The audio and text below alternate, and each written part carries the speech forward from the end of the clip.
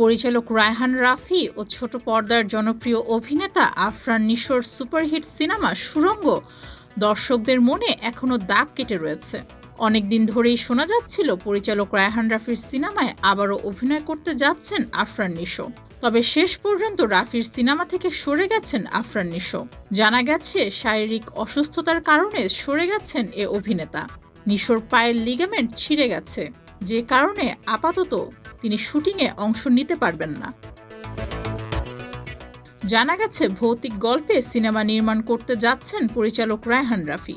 সিনেমাটির নাম রাখা হয়েছে আন্ধার। তবে নিশোর ছেড়ে দেয়া আন্ধার সিনেমাটি করছেন চিত্রনায়ক সিয়াম আহমেদ। ইতোমধ্যেই সিনেমার সাইনিংও সম্পন্ন হয়েছে। সিয়াম ছাড়াও সিনেমাটিতে অভিনয় করবেন চঞ্চল চৌধুরী। বর্তমানে সিনেমাটির প্রি প্রোডাকশন চলছে। সবকিছু ঠিক থাকলে সেপ্টেম্বরে শুরু হবে সিনেমার কাজ। এরপর মুক্তি পাবে 2 ঈদের বাইরে। এছাড়া আসন্ন রোজার ঈদে মেহেদী হাসান হৃদয়ের সঙ্গেও নতুন সিনেমায় আসছেন সিয়াম। পিওর রোমান্টিক গল্পের সেই সিনেমাটিও ফিরিয়ে দিয়েছিলেন megastar Shakib Khan. Desk report, যুগের চিন্তা।